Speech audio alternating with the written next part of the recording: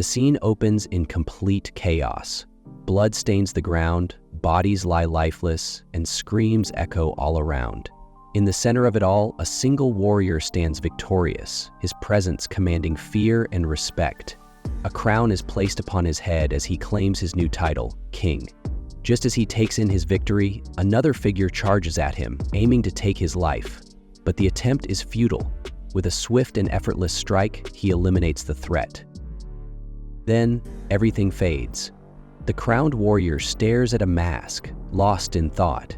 His mind drifts as a strange feeling washes over him. Before he can process it, darkness engulfs him. He feels weightless, like he's sinking into an endless ocean. A distant voice whispers through the void, telling him to seek the light in his new life. When he opens his eyes again, everything is different. The once mighty king is now an infant, cradled in the arms of two unfamiliar people. They gaze at him with love and joy, calling him by a name he doesn't recognize, Arthur. His father, with a warm smile, tells him to call him Dad, but Arthur is bewildered. Who are these people? Why is he here? It doesn't take long for him to piece it together. He has died and been reborn in another world, and to make matters worse, he's powerless. No strength, no authority, just a helpless baby in the care of strangers who truly believe he is their son. The days pass, and despite his frustration, Arthur is forced to live the life of a normal child. His father dotes on him, playing with him constantly, while his mother showers him with endless affection. He doesn't understand it. He was once a ruler, a warrior feared by many. Now he can't even lift his own head properly. His new life feels like a cage, a prison where he has no control over anything. He tries to shake the feeling that this is all just a bad dream, but deep down, he knows it's real, and it's only going to get stranger. One afternoon, Arthur watches as his father trains outside. The man is powerful, effortlessly wielding magic to move massive stones. Arthur is in awe. This world has forces beyond his understanding. Just as he's processing this new discovery, his father makes a mistake, injuring himself with a stray rock. Before Arthur can react, his mother rushes over and heals him with high-level magic.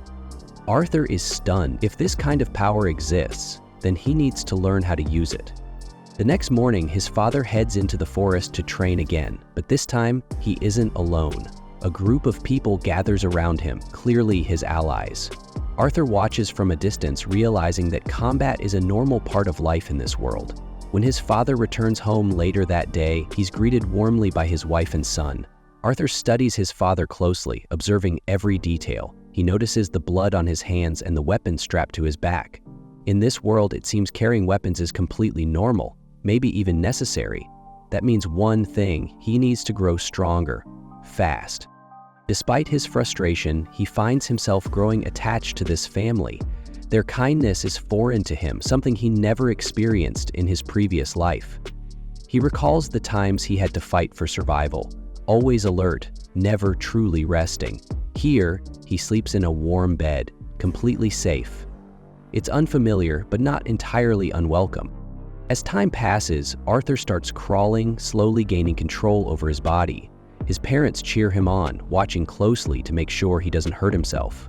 One day, he catches sight of his reflection in a mirror. Staring at his small, unfamiliar face, he still can't fully accept this identity. The name Arthur, the helpless body, it all feels surreal.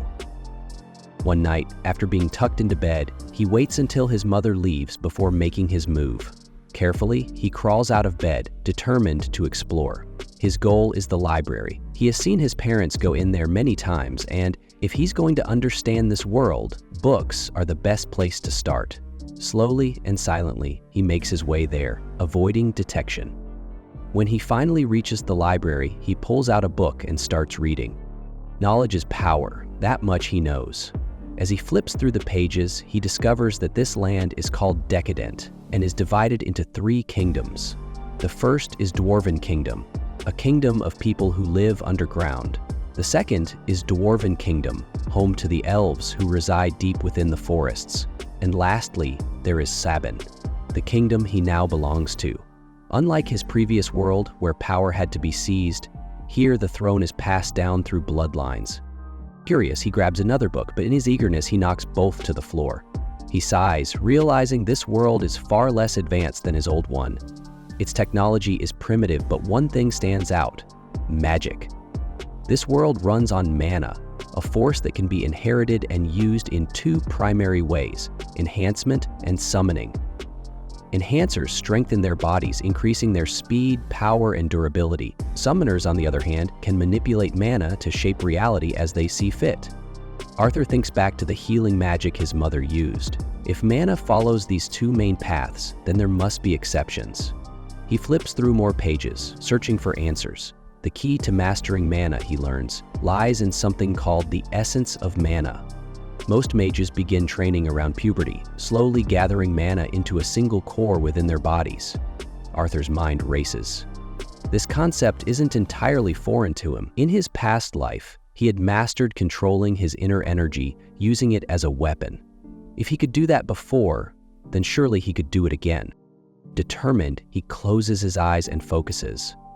Slowly, he attempts to gather the mana within his body, guiding it toward a single point. It's difficult, but not impossible. He can feel it, the energy responding to his will. But before he can push further, his mother suddenly appears, her voice filled with worry. She scolds him for sneaking off and warns him not to do it again. However, her expression shifts as she looks at him closely, almost as if she senses something different about him. A small smile forms on her lips as she gently pats his head. Arthur had no choice but to accept his reality. Stuck in the body of a baby, he felt trapped. Even the smallest things, like getting his diaper changed, reminded him how powerless he was. He needed to get stronger, fast. 2 years passed, and his mother often wrote in her diary, always praising him as the most beautiful and intelligent child. But there was one thing that bothered her. He had never smiled, not even once. Meanwhile, outside, Arthur was practicing with a stick, swinging it like a sword while his father watched. Impressed, his father called his mother to see, but she was furious. She scolded him, saying Arthur was too young to be handling weapons. Arthur quickly realized that in this world, mothers held all the power. One day, they took a trip to the city, and Arthur couldn't contain his excitement. He observed everything carefully, taking in all the new sights. He saw people using weapons, strange glowing stones, and even real magic. It was a lot to process, but he knew one thing: this world had power he needed to understand. As they headed home, exhaustion took over and he fell asleep, thinking about his new family. Despite feeling suffocated by this life, he couldn't deny that they genuinely cared for him. It made him wonder, wasn't this what family was supposed to be like? His past life flashed in his mind: the orphanage, the loneliness. Feeling warmth and love like this was something he had never experienced before. That night, while he slept, his mother spoke softly to him, mentioning how she noticed his habits, sneaking off to read books, pretending to be asleep when he wasn't. She knew he'd eventually want to explore the outside world. The next day, Arthur watched his father use magic to move stones. Seeing it firsthand made Arthur realize how lucky he was. He had a living example to learn from. His father's magic was powerful, and Arthur was sure now he had inherited the strength of an enhancement-type mage. Arthur's hunger for knowledge grew stronger. He wanted to read more, to understand this world better. When his parents tried to put him to bed, he used his innocent look to convince them to let him stay up and read. His mother resisted at first, but eventually gave in. Over the last 2 years, Arthur had learned a lot, but his biggest discovery was mana cores. He figured out how to gather energy into a single point in his body. It was tough, but his training was finally paying off. Then, disaster struck. A massive explosion rocked the house. His father barely had time to protect his mother before running inside to find Arthur. What he saw left him speechless. His son, not even 3 years old, had managed to control mana essence.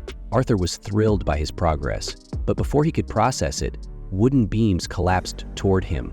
He braced for impact, thinking this was the end, but his parents saved him just in time. His mother cried, overwhelmed by what had happened, but also relieved that Arthur was safe. As he looked at her, something strange happened. His eyes welled up with tears. He had never cried before, never felt this kind of emotion in his past life. He didn't understand why, but he hugged his mother tightly, tears falling freely. For the first time, he truly felt what it meant to be loved. But there was no time to dwell on emotions. Just as things settle down, a terrifying monster is shown. We then flash back to Arthur's previous life, when he was known as King Grey. In this life, he's presiding over a royal court session, delivering judgment to a man who had attempted to assassinate him. Despite the severity of the crime, the royal council has chosen mercy. The man is to be escorted back to his homeland with his family, where his final sentence will be delivered. The man, knowing his fate is sealed, pleads with the court. He admits to attacking the king, but insists the crime is his alone. He begs them not to punish his wife and son. He knows all too well returning to his home country would be a fate worse than death. Accepting his punishment, he asks only that his family be spared. Dropping to his knees, he directs his plea straight to King Grey. The council warns him that a man of his low status has no right to address the king directly. But before they can say more, King Grey steps forward. Without hesitation, he swiftly executes the man's family in front of him. A merciful act in the king's eyes, saving them from endless suffering. Shocked and heartbroken, the man can only bow his head in acceptance, understanding that this was the best outcome he could hope for. Back in the present timeline, a few years have passed. Arthur is now being trained in combat by his father Reynolds. One day, Reynolds tries to give Arthur a pair of gloves identical to his own, but Arthur turns them down. He prefers using a sword, reasoning that with his small body, trying to fight hand-to-hand would get him killed before he could even land a hit. Though it clearly disappoints Reynolds, he had looked forward to passing the gloves down. He respects Arthur's choice and begins training him with a sword instead. After a few exchanges, Reynolds demonstrates how to channel mana into his weapon to enhance its power. Arthur, watching closely, understands the process almost instantly. Mimicking the move, he pours mana into his wooden sword and manages to shatter Reynolds' reinforced training stick in one clean strike. Reynolds is stunned. Later, he confides in Alice, Arthur's mother, telling her that Arthur needs a real teacher, someone who can help him reach his full potential. While Reynolds had always assumed he'd be the one to train his son, it's become clear Arthur is beyond his level. Alice isn't so sure. She offers to teach Arthur magic herself, but Reynolds points out that Arthur's situation is unique. The boy managed to cut through mana-reinforced wood, and he's only 4 years old. Alice is stunned at this revelation, but still hesitant to let her son go. A heated discussion begins, with Arthur quietly watching them. He realizes that emotions often cloud judgment, so he offers a third option. Why don't they all go together? After a long pause, both parents smile, impressed by his maturity. They agree it's a great idea, and begin packing for the journey. Seeing how energetic and excited his parents are brings a genuine smile to Arthur's face. Soon after, the transport arrives. At Reynolds' request, Arthur introduces himself to the people picking them up. Their leader assumes Arthur doesn't recognize him, but Arthur remembers exactly who they are. Adventurers who helped rebuild their home after it was destroyed. They're called the Twin Horns, a group that once included both Reynolds and Alice. Their leader is Adam Crench, and the rest of the team includes Angela Rose, Durden Walker, Jasmine Flamesworth, and Helen Shart. Basically, the kind of names you'd expect from an all-star NBA roster. With everything in order, the journey begins. Arthur can't help but think how primitive this mode of transportation is, compared to the advanced tech he knew in his past life. Still, it's not so bad. He gets to sit next to his mom, which makes the ride surprisingly cozy. They're headed to a city called Cyrus, which should be interesting, but Arthur knows one thing for sure. In this world, danger is always lurking, no matter where you go. That becomes clear when the group sets up camp for the night and is suddenly attacked by monsters. Everyone jumps into action. Watching the fight, Arthur observes that Adam, Helen, and Jasmine are enhancers, while Angela and Durden appear to be casters. After the monsters are wiped out, he's impressed by how well the team fights together. He knows that one day he'll need to be just as strong. Later that night, while eating around the campfire, Arthur reflects that it's silly to expect comfort while traveling, but at least the food is warm and freshly made. Suddenly, Alice sighs deeply. Arthur asks what's wrong, and she says she's full, though Arthur keeps staring at her plate. Alice then notices that Reynolds' arm is injured. She sets her food aside to go heal him, but Helen and Jasmine stop her for a moment, sensing something in the forest. They position themselves to guard while Alice tends to Reynolds' wound using her healing magic. Arthur reflects on how his mother might be a rare type of mage known as an emitter, someone with healing abilities. Since they're so uncommon, emitter mages usually keep a low profile. Healing openly would only make her a target. That realization helps him understand why his parents chose to live quietly, hidden away in the countryside. A few moments later, Alice finishes healing Reynolds. Then, out of the blue, Adam says he wants to get a little workout in before bed and asks Reynolds for permission to take Arthur along for a quick training session. Arthur's caught off guard, but since his dad doesn't object, he doesn't have much choice. Training it is. As they begin, Arthur notices Adam wields a spear. He starts to worry that this might be more than just light exercise, especially since, well, he's only 4 years old. But he decides not to complain. Instead, he keeps his doubts to himself. Adam asks if he's ready. Then he starts channeling mana into his weapon, and Arthur can tell immediately he's not holding back. So Arthur does the same, imbuing mana into both his weapon and legs. That little surprise catches Adam off guard. Wasting no time, Arthur dashes straight at him. Adam tries to block, but in an instant, Arthur vanishes from his line of sight, reappearing behind him. He skids a bit in the dirt but manages to keep his balance. Despite his young age, Arthur keeps up with Adam's attacks until Adam lands a powerful blow that sends him flying. Arthur realizes his body is still way too light. Thankfully, Angela uses her wind magic to gently bring him down, saving him from a rough crash landing. Alice breathes a huge sigh of relief. She was this close to watching her little bonbon get splattered.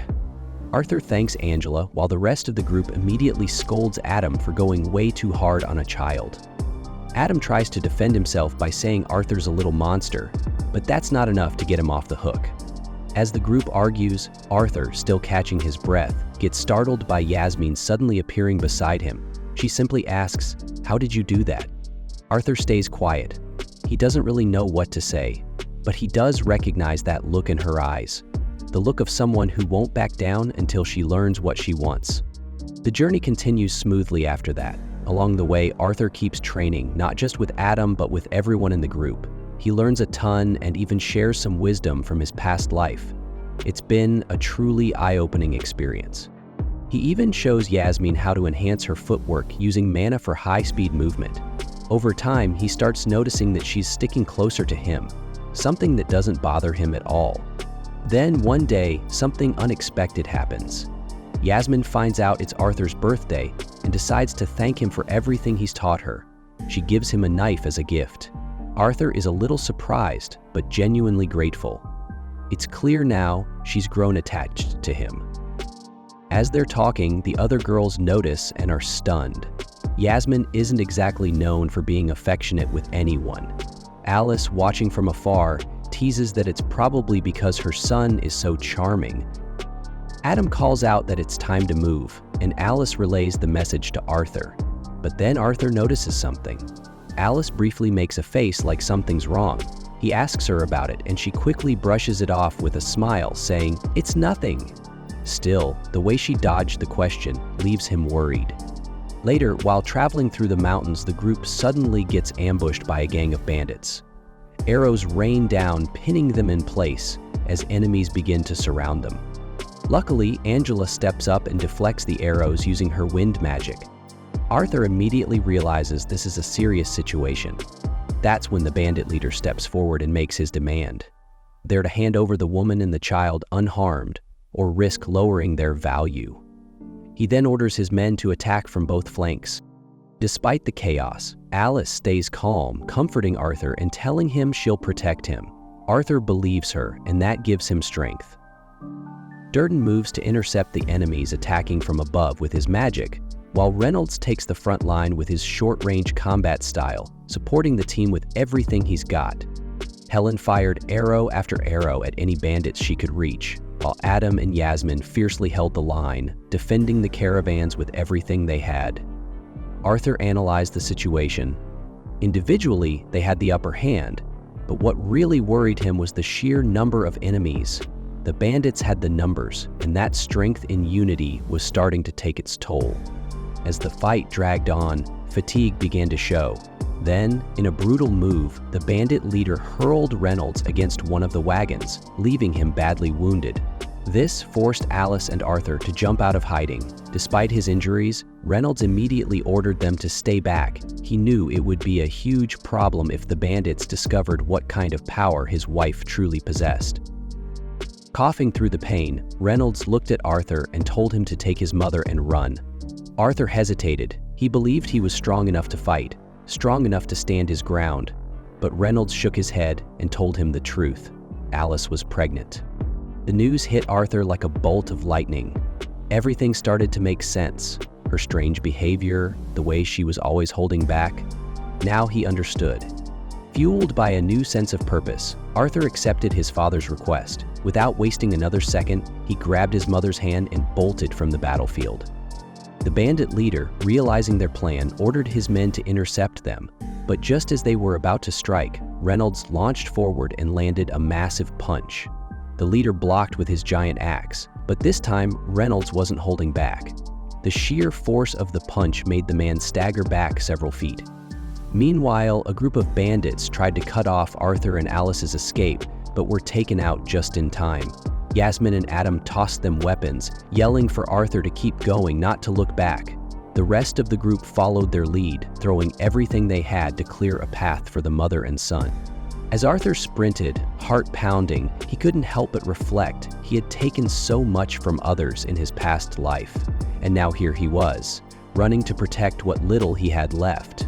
He remembered that family he destroyed with his own hands. Maybe this was karma. Just when he thought they'd made it far enough, a hidden enemy struck. A wind mage appeared out of nowhere, casting a powerful spell. Arthur reacted just in time, pushing his mother out of the way, but the spell hit him full force, sending him flying off a cliff. As he fell, time slowed. He didn't plan on dying alone, so he grabbed the dagger tied to his belt, hurled it upward, and managed to catch the wind mage by the leg, dragging the attacker down with him. Back at the battlefield, Angela and Dordan cast their spells, trying to catch Arthur mid-fall. As the wind howled around him, Arthur felt something strange in his chest. Not fear, not pain, something warm. He realized he finally understood what that man meant, why they cried back then. He thought about the family he destroyed, the house he burned to ashes, and how the parents had only been grateful that their child was spared. That man had sacrificed himself to protect the people he loved. Tears welled up in Arthur's eyes. Joy and sorrow twisted together inside him. He remembered his father's words and the fact that he was going to be a big brother, something he never thought he'd experience. It made the tears fall even harder. As the ground rushed toward him, the screen fades. And in the next scene, Arthur's still alive. He awakens in a mysterious forest, somewhere unfamiliar. The first thing he sees is a massive, intimidating beast looming over him. The creature looks him dead in the eyes, says, "Good morning, Arthur," and greets him by name. Arthur is stunned. That's the last thing he expected. Two shadowy figures briefly appear, engaged in a quiet conversation. One of them shares that they've discovered something incredibly beautiful, so rare they might never witness it again. The other figure, sensing danger, wonders aloud whether something terrible is about to happen. The first confirms it will, unless something changes. Elsewhere, Arthur stares at a mysterious creature. Confused and alarmed, he finds himself asking internally what the creature is, and more importantly, why it's here. But the biggest question gnawing at him is whether it's a friend or a threat. Suddenly, the creature twitches. Arthur reacts instantly, launching himself forward to attack. But before he can make contact, the creature casually flicks a finger, swatting him away and sending him flying like a rag doll. Landing hard, Arthur hears the creature speak in a calm, firm tone. It addresses him by name and tells him that he still has a lot to learn. It adds that it isn't his enemy, implying that Arthur may want to ease up on the hostility. The creature then walks over to an odd wall covered in fruit-bearing roots. Plucking a few fruits, it tells Arthur that he must be hungry. Even if he isn't, the creature insists he needs nourishment to regain strength and recover. Arthur attempts to speak, but his pain gets the better of him. The creature remarks that he's lucky to be alive and says that answers will only come after he eats. Accepting the condition, Arthur devours the fruit. Once he finishes, his first concern spills out. He desperately wants to know if his parents are safe. The creature calmly reassures him that they're alive and had continued their journey days ago. To prove it, it conjures a magical image showing the site where they were ambushed. The vision overwhelms Arthur with emotion. Tears stream down his face, relief and joy crashing into him all at once. With the heavy burden finally lifted, he attempts to thank the creature, only to realize he doesn't know her name. She smiles and introduces herself as Sylvia. Over the next few days, Arthur recovers under Sylvia's care. He expresses a strong desire to return home, but Sylvia explains that they're near the edge of a forest swarming with bandits and wild beasts. She assures him that she knows a safe path, but notes that creating a spatial portal requires careful preparation. Understanding the situation, Arthur begins to train right away. Sylvia appreciates his drive and remarks that children should stay active. Yet, Arthur can't help but notice how guarded Sylvia is. She never talks about herself. Her monstrous appearance has even startled him more than once, like a living jump scare. Still, beneath the surface, he senses an unmistakable warmth and kindness. One day, as Arthur meditates, Sylvia observes something intriguing. She realizes that he already possesses a mana core despite his young age. Curious, she asks him to try something. Then, right before his eyes, she creates a spell in one hand while simultaneously gathering mana. Arthur is stunned. She's drawing energy and casting at the same time, something he didn't even think was possible. Sylvia explains that humans often treat mana as something rigid, only storing and using it. But for mana beasts like her, such techniques are second nature. She then asks Arthur if he wants to learn this ability.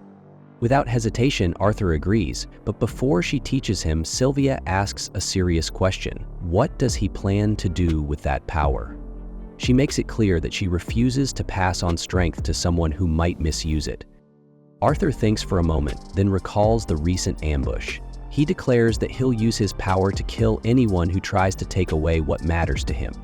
Sylvia doesn't accept that answer. With a flick of her finger, she strikes him again and scolds him. That wasn't what she was hoping to hear.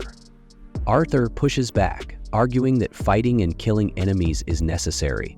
That mindset made him the strongest king in his past life. But Sylvia isn't convinced.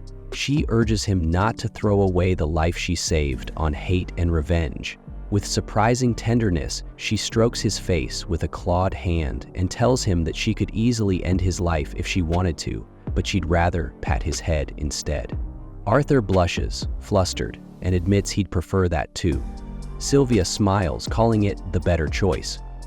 She tells him that anger and hatred are easy to ignite, but they leave nothing behind. She wants a better path for him. Then she asks once more, what will he do with his power? This time, Arthur reflects deeply. He remembers peaceful moments with his parents and the adventures he shared with the Twin Horns party. With newfound clarity, he answers that he wants to use his strength to protect the people he loves. Sylvia finally hears the answer she was waiting for. Meanwhile, elsewhere in the forest, another creature much like Sylvia roams silently. It senses her presence and knows that she cannot hide.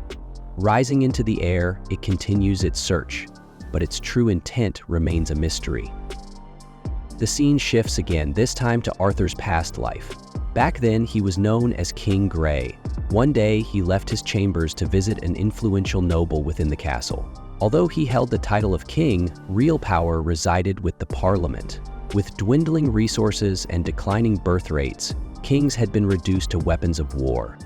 During the visit, the noble flattered him, praising his conquests and celebrating the wealth and glory his brutal victories had brought. Then, with a curious tone, the noble asked what brought the great King Gray to his home. Gray said nothing. Without a word, he turned around and walked away. After that, we see a shattered display case. A crown lies broken on the ground, and next to it, a sword is stabbed into the floor. Back in the present, Sylvia is teaching Arthur how to use magic by gathering mana. He needs to collect it while using it, and once he can do that, his magical abilities will expand significantly. Arthur struggles to stay focused, but he keeps repeating to himself that he can't rush. He has to stay in control. We flash back to his past during a training match. There was so much he didn't have back then. What he wanted most was to control mana, to win, to improve. That experience fuels him, and he finally succeeds in activating the skill. He's thrilled. Sylvia congratulates him, but when he walks toward her, she suddenly punches him into a pile of rocks. He's completely confused, even more so when he realizes he's wrapped in some kind of magic barrier. Sylvia tells him to stay quiet, so Arthur just peeks through a hole between the rocks to see what's happening. That's when a mysterious figure suddenly appears, the one who had been searching for her. Arthur wonders who he is.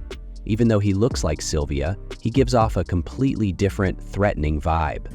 Sylvia says she's surprised he found her, and the man responds that the pain in her blood led him there. He cuts straight to the point. He wants her to come with him. Sylvia refuses without hesitation. The man sighs and says he didn't want to use violence, but he's okay with it. He quickly charges up a powerful dark energy attack and fires it at her. Though Sylvia blocks the attack, the force overwhelms her. She collapses, weak and unable to hold her ground.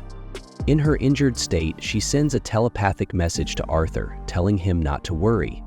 Arthur quietly keeps watching. The man warns Sylvia that if she pushes herself, she'll only shorten the little time she has left to live. But Sylvia snaps back that the same goes for him. Suddenly, her entire body starts to transform. In just a few seconds, she reveals her true form, a magnificent white dragon. The moment she takes that form, she unleashes a devastating energy breath, which the man struggles to block. He warns her that using such power will cost her, but Sylvia says it doesn't matter. She's already been happy. Though she admits she wished it could have lasted longer. The man manages to deflect her breath attack, but the force causes the cave to begin collapsing. Acting quickly, he casts a spell to stop the cave-in. It's a magical blast that explodes in all directions. Sylvia shields herself with her wings, but since the attack covers such a wide area, she quickly checks to make sure Arthur is still hidden and safe behind the rocks. When she sees he's unharmed, she feels a huge wave of relief. But that split-second distraction gives the enemy a chance to charge another wave of dark energy. Sylvia clearly doesn't like what she's seeing. The man throws the energy sphere at her, and in response, Sylvia activates a time-freezing ability. Arthur isn't affected by the spell, so Sylvia calls him over. Arthur walks up and asks what's going on. Sylvia explains that she used her power, but more importantly, she wants to know what he thinks of her new form. Arthur guesses she's a dragon, and she confirms it, though that's just what humans call them. Putting that aside, she tells him they need to move quickly. She opens a portal and apologizes for not being able to bring him closer to safety. Still, she reassures him that he'll be okay. He's learned enough to survive. Before saying goodbye, she asks what he plans to use his powers for. Arthur answers, with some pain in his voice, that he wants to protect the people he loves. Sylvia accepts that as a promise. Arthur then notices her injury and starts to worry. To shift his focus, Sylvia tells him she has something for him, a strange-looking egg and a feather. She instructs him to wrap the egg in the feather and protect it with his life. Then she gently presses her nose against him, which causes 2 glowing marks to appear on his arms. Arthur asks what they are, but Sylvia, weakening, just says he'll find out in time. It's time to say goodbye. But before he leaves, Sylvia confesses she could have sent him home earlier. She just didn't want to. She enjoyed living in this world with him too much. Feeling sad, Arthur asks if he can use his powers to protect her now. Despite everything she taught him and the promise they made, Sylvia explains that this outcome was always going to happen. Their promise doesn't apply here. Arthur is surprised by how calm his next words sound. He wonders if it's his gratitude or the time they spent together that changed him. He tells her that he doesn't care if she's a dragon or a monster. She's family to him. Sylvia reminds him that he already has a mother, so Arthur decides to call her Grandma instead. She's taken aback, but after a moment asks him to say it again. He does, with a big smile. Sylvia can't help but smile back and thank him. But with time running out, she pushes him into the portal. Arthur holds on to the egg and feather, stepping into the portal, but just before it closes, he turns around and says he doesn't want to leave, he wants her to come with him. The portal shuts just as he says it, and he's forced to leave her behind. Once Arthur is gone, Sylvia lets the time-freezing magic end. Since she hasn't moved from her spot, the dark energy attack hits her directly, knocking her to the ground. Despite her condition, the enemy doubts that the attack was enough to kill her. That's when Sylvia proves him right. She launches a surprise counterattack at close range. The blast is massive, shaking the forest. We then cut to two mysterious individuals talking. One of them says she's done enough and agrees to handle the rest. Everything now rests in her hands. As Arthur travels through the portal, he speaks with Sylvia one last time. He tells her he's sad. Sylvia reminds him that this world is full of pain, but that's exactly why they must turn pain into happiness. And it's okay if he can't do that yet. Step by step, he'll get there, because he's the strongest king of all. Finally, she tells him not to let hate and rage fill his heart and to let the light guide his new life. She calls him King Gray, revealing that she knew about his past life. Arthur is shocked. Could she be the one who brought him to this world? He wakes up alone in a forest as he hears a noise from the bushes. Tears are still streaming down his face. Arthur wanders through the forest, still wiping tears from his face, when he suddenly hears a noise coming from the bushes. Instinctively, he turns toward it. As he moves deeper into the woods, another loud scream confirms it. There are people nearby. Without wasting a second, Arthur climbs up into the treetops, moving swiftly from branch to branch, careful not to drop the mysterious egg he's been protecting. Soon, he finds the source of the scream. A young elf girl being kidnapped by a group of mercenaries. They're laughing about how elf girls sell for a high price, bragging that they'll finally be able to leave this cursed forest. Arthur instantly realizes they're planning to sell her as a slave. The scene hits hard, triggering painful memories of the ambush that nearly claimed his and his mother's lives. Those criminals had the same intentions. Rage bubbles inside him, but he remembers Sylvia's teachings, how to stay calm and not let emotions control him. So instead of acting out, he chooses to follow them quietly. As the day passes and night falls, the mercenaries finally stop to set up camp. Arthur debates asking them for directions to the nearest human settlement, but he's more concerned about the girl getting hurt. So he silently prepares, crouching down and focusing his energy. When darkness takes over the forest, Arthur notices the wolves in the camp, strangely obedient. Watching closely, he figures out it's due to magic. That gives him an idea. He tosses something to startle the wolves, causing chaos. The mercenaries rush out, trying to quiet them down before any monsters show up. That's when Arthur strikes. He silently sneaks up on one mercenary who's wandered a bit too far and takes him out with a blade charged with energy. Then he snatches the guy's knife and uses it on another mercenary who approaches after spotting the body. With two down, Arthur realizes how physically exhausting this is in his current body. Moments later, more mercs show up, wondering what's taking so long. Arthur doesn't hesitate. He lunges, managing to wound one in the leg. The guy's scream alerts the boss, who comes out to investigate. Instead of panicking, the leader gets excited. To him, a magical kid like Arthur is a jackpot, way more valuable than the elf girl, so he orders his men not to hurt him. The boss starts charging up a spell, and Arthur watches closely, unsure of what he's about to unleash. Suddenly, the guy attacks. Arthur dodges just in time, then tries to land a kick, but the boss sidesteps it easily. Still, he admits Arthur's got skill. Changing tactics, Arthur throws his knife, this time tied with a string, but the boss catches it mid-air like it's nothing. That's when he charges at Arthur with lightning speed and lands a brutal kick. Arthur hits the ground hard. The boss smirks, lifting Arthur up by the legs to get a better look at his prize. But Arthur channels fire magic into his leg and blasts it directly into the mercenary's hand. Screaming in pain, the boss drops him. Furious, the merc mutters that he'll just sell Arthur's corpse to one of those crazy collectors. But while he's distracted, Arthur hurls his knife one last time, straight into the guy's forehead. With the leader dead, the last wounded merc begs for mercy. Arthur refuses. The elf girl had begged for mercy too, and they ignored her.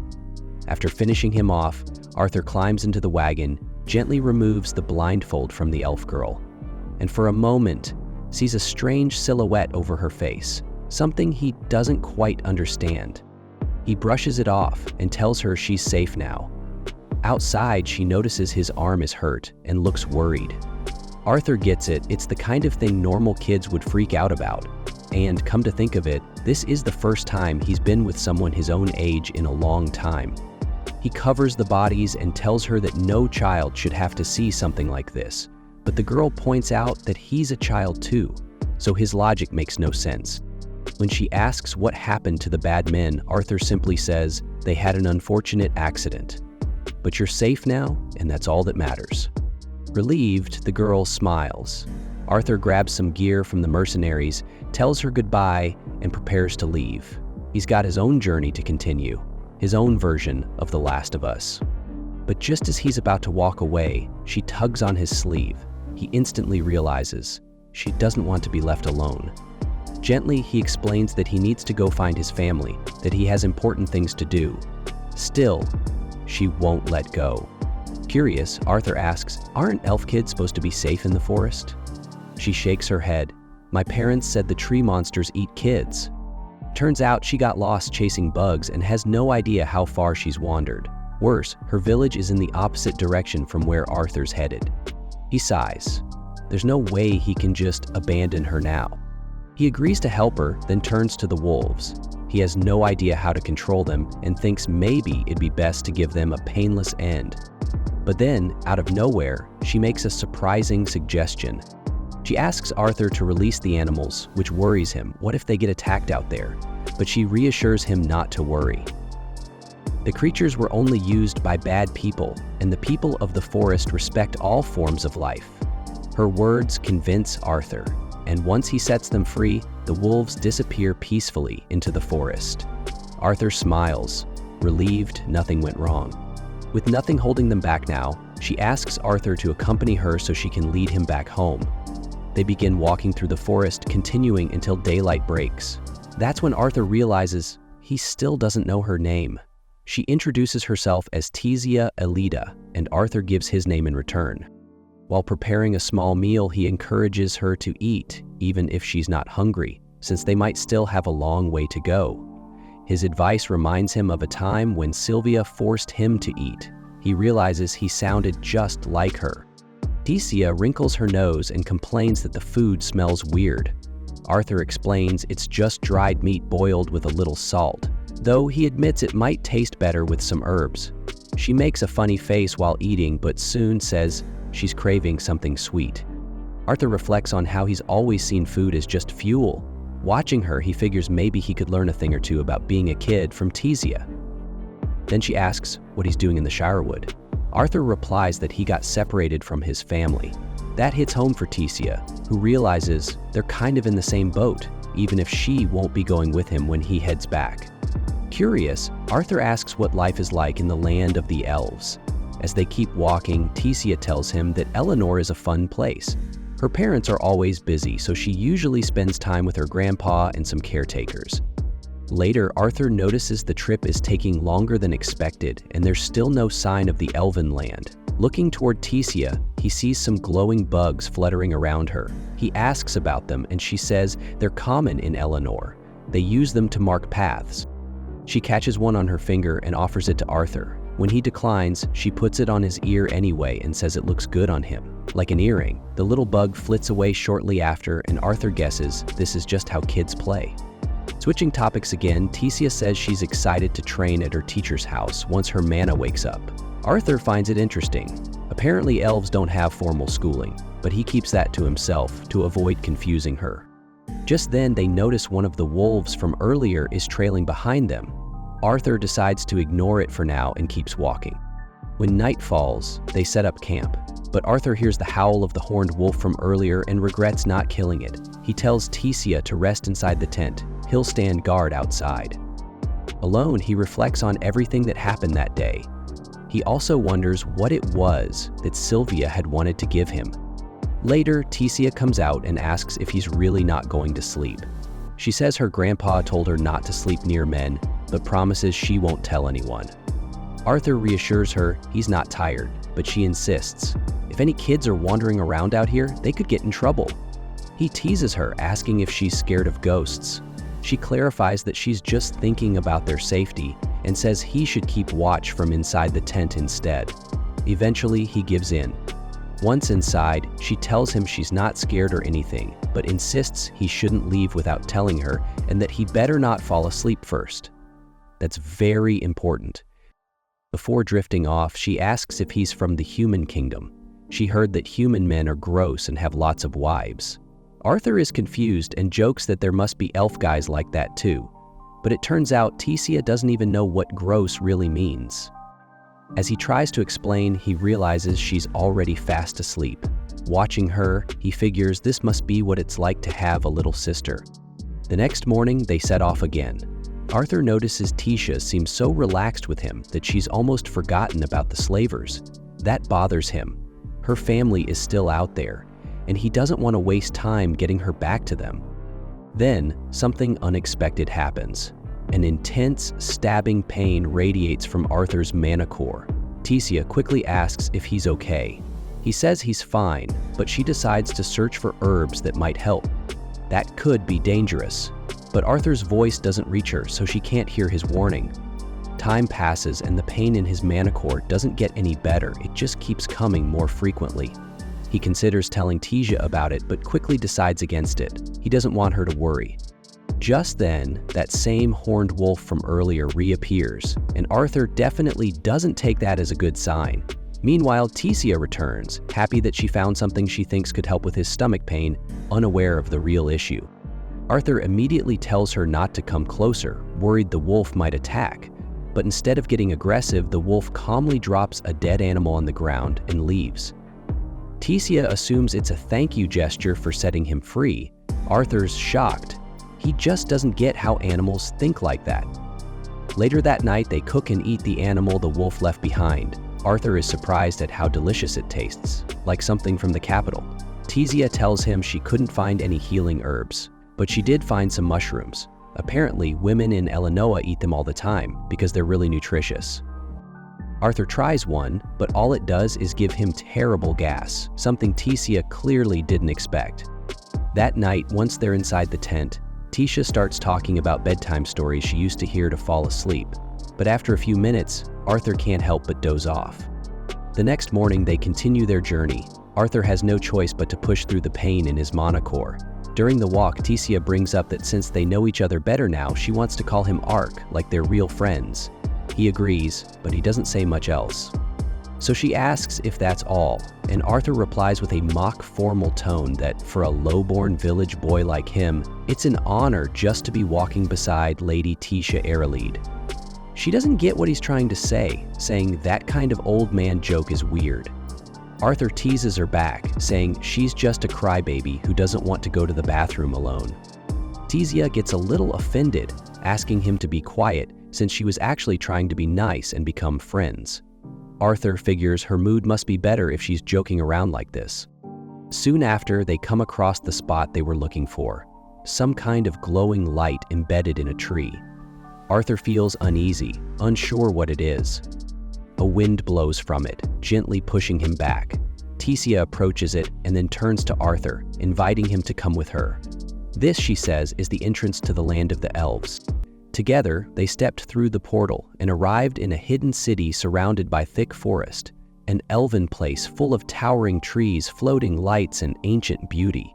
Tecia looked right at home, landing gracefully as if she'd done this 100 times. Arthur, though, ended up flat on the ground with a painful thud. Almost instantly, a group of elven warriors rushed over. The sudden use of magic must have triggered some kind of alert. Without warning or kindness, they grabbed Arthur like he was some wild animal. He panicked and looked to Tecia, but she just stood there quietly, not lifting a finger to help. In that moment, something broke inside Arthur. He thought back to their journey, how they'd gotten close, and realized maybe he'd been too quick to trust her. It felt like all her kindness had been a setup, and he cursed himself for letting his guard down. Things escalated fast. One of the elves said they should just end Arthur's life right there, but then Tecia finally reacted and stepped in, stopping them. She stood her ground and defended him, saying she wouldn't be alive if not for him. Still, the officer didn't buy it and accused Arthur of messing with her mind. Just as things were about to get worse, an elder elf stepped through a portal of his own. His presence silenced the crowd. He ordered the soldiers to back off and let the boy go. Tesha ran to him and greeted him with respect. It was her grandfather, a former ruler of this city. He thanked Arthur for protecting his granddaughter and revealed something that made Arthur's heart skip. Tesha was royalty. Arthur was stunned. She'd never once hinted at being a princess. Not long after, her parents arrived in a fancy carriage. They looked shaken but relieved to see her alive. Her father, however, lost his temper when he saw the human. He demanded Arthur be taken away, but the older elf stepped in again, calming things down. He told them this boy may be a human, but he saved their princess. Tesha agreed, and even asked that Arthur be treated as a guest. Her father hesitated. Letting a human into their sacred home was unheard of, almost like breaking one of their oldest laws. But Tesha didn't care about rules or history. She just wanted to share a meal with the friend who kept her safe. Her grandfather said he'd like to speak with Arthur soon, and Arthur couldn't help but feel the man had a strange, powerful aura about him. As they walked toward the palace, Tesha held Arthur's hand, leading him through the city. They passed through a marketplace built right into the forest. Homes were nestled in the trees, bridges twisted through the branches, and magical lights floated in the air. It was beautiful, but Arthur couldn't relax. Everywhere he went, people stared. Some looked confused, others looked angry. It was like the whole city was holding its breath. He could feel the hatred in their eyes, a deep, ancient grudge against his kind. Everything he'd ever read about elves and humans clashed with what he was living now. He looked at Tesha and wondered about her again. She saved him from the guards, sure, but the cold way she looked at him earlier still lingered in his mind. There was a darkness in her he didn't understand. His body ached from the earlier fall, but his heart hurt more from the confusion and doubt. One thing was clear: he couldn't let his guard down again. Eventually, they reached the castle. Tesha was welcomed by her staff with open arms. She told them to treat Arthur with kindness, saying he had risked his life for her, and even though he wasn't one of them, she believed he was someone they could trust. Arthur wanted to talk about everything that had happened, so Tessa brought him to meet her family. Her parents and grandfather were already waiting, and the table was packed with fancy food that looked straight out of a royal festival. Arthur didn't sit right away. He felt out of place, like a guy who wandered into the wrong party. But Tessa gave him a look that made it clear. He belonged at that table. Even so, sitting there at the head of the table, surrounded by powerful elves in a city that hated humans, Arthur felt like a target. Tessa's father, who introduced himself as Alwyn, broke the silence by sharing his name and the Queen's, Muriel. Arthur, trying to stay humble, told them he came from a tiny village in the Sand Kingdom and never expected to be in a palace like this. To Arthur's surprise, Alwyn praised how well he spoke, which gave Arthur a bit of hope. Maybe they'd stop treating him like some lost kid. Then the questions started, mostly about what went down in the forest. Arthur didn't spill every detail, but explained that he got separated from his folks when bandits attacked. He kept quiet about some stuff, partly because it was too painful, and partly because he didn't fully trust the room yet. But when he talked about meeting Tessa and how she was nearly captured, the whole mood shifted. Tessa's dad slammed his fist on the table, furious at the idea of slave traders trying to take his daughter. That triggered a rant about how humans were monsters. Arthur spoke up, saying, "Bad people exist in every race, not just his." Then came the big question: how did a kid like Arthur stop a group of dangerous criminals? Arthur admitted he used a bit of magic. That raised eyebrows. One soldier even called him a liar, claiming he was just trying to trick his way into the kingdom. But Vian, the elder elf, shut that down fast and reminded everyone to stay respectful. Tessa backed Arthur up. She remembered everything clearly: the chains, the fear, and the men who thought they could sell her like an object. Her mom hugged her tight, trying to comfort her. Alwyn, seeing his daughter shaken like that, seemed to soften a little. He thanked Arthur for helping her, but the boy had one simple request. He just wanted to go home. Arthur didn't ask for riches or rewards. All he wanted was to return to Sapan and find his family, but the tension between elves and humans still hung heavy in the room, and Alwyn didn't seem too eager to help. Arthur pointed that out. If elves believed they were better than humans, then maybe it was time they proved it through actions, not just words. That hit hard. Vian smirked slightly, like Arthur had made a solid point. But there was a problem. The portal to Arthur's homeland wasn't something they could use freely. It only opened once every 7 years during a special meeting between the races. The next time, 5 years away. And there was no way Alwyn was going to let a human live among elves for that long. So, he agreed to send Arthur back with a few soldiers the next day. Arthur was beyond grateful, even if his chest was still burning with that strange pain. It flared up again so badly that he had to grit his teeth just to hide it. Later that night, Arthur was given a guest room. As he washed up, the pain grew worse. Alone and exhausted, he looked out at the stars and hoped maybe someone somewhere could hear him. He whispered the name Sylvia in his mind. Even though he didn't know if she still existed, he stepped onto the balcony, letting the wind cool his face. That helped a bit, but the pain wasn't just physical. It was everything. Missing his family, not knowing if they were okay. Watching Tessa laugh with her parents only made it worse. He wondered if his parents were smiling somewhere too, or if they were gone for good. That thought kept him up long into the night. That night, Arthur couldn't sleep. His chest pain kept getting worse, and no matter how much he tossed and turned, there was no peace. So, he quietly stepped out for a walk, hoping some fresh air might help clear his head. As he wandered through the quiet kingdom, lost in his thoughts, Tesha eventually found him. She noticed something was clearly off with him. Arthur brushed it off with a playful remark, trying to hide how he felt, but Tesha wasn't in the mood for jokes. She looked a bit guilty about how the others had acted toward him earlier. Arthur didn't seem too bothered though. He understood why they were being cautious. If anything, he felt it proved how much they cared about her safety. He even joked that she should enjoy being the center of attention while it lasts. Tesha didn't laugh. She quietly said things would feel normal again once Arthur found his family. Hearing that made Arthur go quiet. Deep down, he wasn't sure if his parents would even want to see him again. He kept blaming himself for the attack and believed his very existence just brought disaster. For someone so young, he carried way too much guilt. Tesha shook her head. She pointed out how ridiculous that sounded. If she was already sad knowing he'd leave soon, how could his parents not feel the same, or even worse? Her words were warm, and Arthur could feel the weight in his chest loosen just a little. Just then, the night sky lit up with glowing insects drifting in the breeze, almost like floating stars. The sight was magical. Arthur stared at them in silence, reminded of his parents and wondering if they were safe. The beauty of the moment clashed with the darkness he still carried inside. He couldn't forget the fear on that elf's face when the soldiers grabbed him. That memory made him question who he really was. As Arthur was lost in those thoughts, a small object zipped past him. Without thinking, he caught it. It wasn't dangerous, it was just one of those glowing insects. But he wasn't being attacked. It was a test. Lord Vian had been watching, curious about Arthur's reflexes.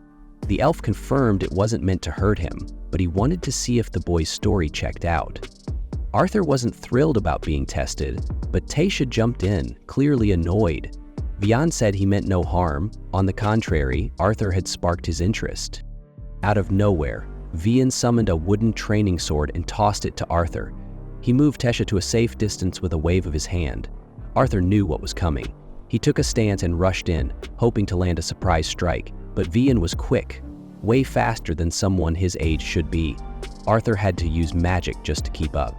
Every move Arthur made was dodged, every swing avoided. Even when he tried clever tricks, Vian stayed a step ahead. Then, with one clean strike, the elf shattered Arthur's weapon. A flying shard headed toward Tesha, but Arthur tossed the broken handle to deflect it before it reached her. Not done yet, Arthur tapped deeper into his power and launched another flurry of attacks. Vian responded with the calm of someone who had fought 1,000 battles. It reminded Arthur of the deadly creatures he had faced in another life, how they moved when it was truly kill or be killed. This was real. Despite being outmatched, Arthur's will didn't break, and after pushing himself harder, he finally managed to land a hit. Vian actually looked surprised for the first time. Before anything else could happen, Tesha marched over and gave the old elf a scolding. She didn't care how strong he was, he needed to stop bullying Arthur. Vian, half joking, said he might have lost if he had gone easy. Arthur couldn't believe he was being taken that seriously, but it felt good. Like for once, someone was seeing his real potential. Vian offered something unexpected. He wanted to train Arthur personally. Arthur was speechless. A part of him wanted to say yes immediately, but he hadn't forgotten his family. They had no idea he was still alive. That's when Vian made a promise. He would make sure Arthur's parents got word that their son was safe. The boy lit up at the thought, but before he could say anything, that chest pain hit again, hard. All the joy faded in an instant. Vian, serious now, told him the truth. The pain wasn't random. Arthur had inherited something wild inside him, a force that wouldn't let him live peacefully. That's why this training wasn't just an offer, it was a necessity. Without it, Arthur wouldn't survive. Arthur's body felt like it was frozen in place. His chest throbbed with a sharp pain, and while trying to push through it, something dark and terrifying suddenly burst out from inside him. The strange shape it took looked like a shadowy creature, one that felt too real to be just a nightmare. Arthur, full of fear, shut his eyes tight, unsure if this thing was some twisted form of his hidden fears or the pressure he constantly buried inside. Just when it looked like the shadow was about to hurt him, a soft voice broke through the chaos. It was Tessa's. Her voice brought a strange sense of calm, steadying his heart just enough for him to open his eyes. He came back to his senses and saw Tessa sitting on top of him. For a second, he questioned if he'd been tossed into some fantasy realm. She greeted him with a cheerful "morning," but he shrugged her off and jokingly blamed her for the nightmare. Ignoring the teasing, Tessa reminded him her grandfather was waiting, but Arthur wasn't in the mood to rush. She ended up dragging him out of bed, pointing out his messy hair while Arthur shot back his own comment about hers being worse. As he got dressed, Tessa asked if he planned on staying there for good. Arthur gave a vague answer, calling her princess, which annoyed her to no end. She snapped, pinched his back, and warned him not to use titles like that again. He figured she was already mad enough as it was, but now he wondered if she had another level of rage. They finally stepped outside the castle. In the distance, a carriage was parked where Alduin, the king, was arguing with his father, trying to convince him that Arthur shouldn't be allowed to stay. The usual old bias against humans came up again, something both Alduin and his wife held tightly to. But the old man wasn't having it. He ignored their narrow-minded views and made it clear Arthur was welcome, and that was the end of the discussion. Tessa overheard part of the conversation and didn't hold back. She stood up for Arthur, reminding them that he had saved her life. Alduin muttered a half-hearted thank you, but followed it with more of the same old insults, saying he didn't want a human dirtying their land. That was the last straw. The old man told them to be quiet and ordered Arthur and Tessa into the carriage. As they rode off toward their next destination, Tessa leaned against Arthur's shoulder and dozed off. The old man glanced at them and told Arthur to let her rest. She had woken up early for this trip, which would shape Arthur's future. He then admitted something more personal. Tessa had grown up in a lonely world. Everyone who got close to her had only done so for their own gain, so she'd learned to keep her distance. Hearing that, Arthur finally understood why she always got so irritated when he called her princess. It wasn't about formality. It was about how people saw her, not who she really was. The old man mentioned that the only time Tessa truly smiled was when she was with Arthur. That hit Arthur hard. For the first time, he realized how much he actually meant to her.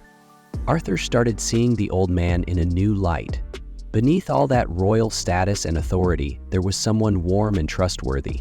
After everything, Arthur made up his mind. he'd trust this man completely. Soon, their carriage rolled up to a quiet-looking house, and Arthur couldn't help but wonder what kind of person lived here.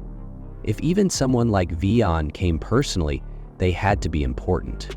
As they reached the door, Vian suddenly dropped his formal act and turned into a loud, grumpy grandpa, stomping on the door and yelling at whoever was inside. It was kind of funny to see him act that way. But when no one answered, he leaned in to listen, only for the door to swing open hard, knocking him straight to the ground. Out came an old woman with a sharp tongue, clearly not in the mood for nonsense. Vian introduced her as Ranya Darkin, a skilled mage who might be able to help Arthur with what he wanted. Arthur felt a little hopeful. Ranya, despite being blunt, seemed to appreciate Arthur's respectful attitude and let them inside. The place was super plain, nothing magical in sight, just a bucket of water sitting in the middle of the room.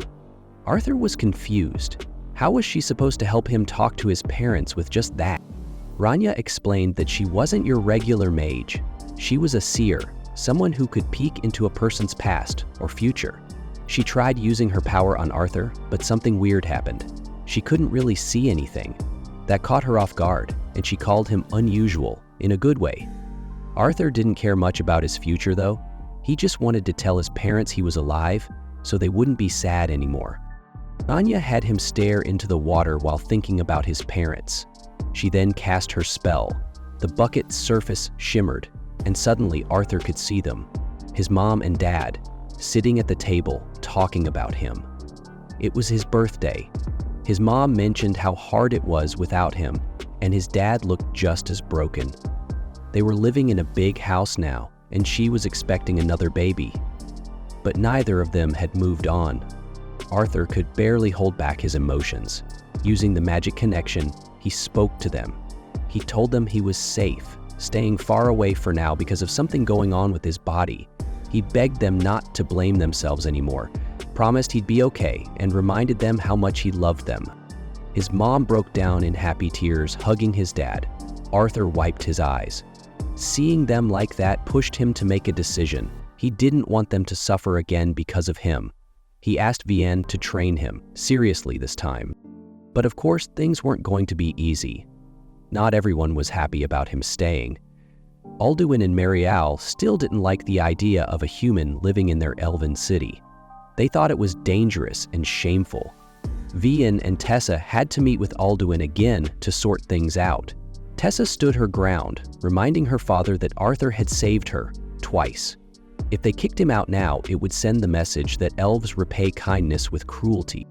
Still, Alduin didn't budge. He was more worried about what the people would say. But Vian spoke up, too.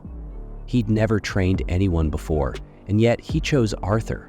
That should be enough to prove Arthur's worth. Faced with pressure from both his father and daughter, Alduin was left with no choice but to give in.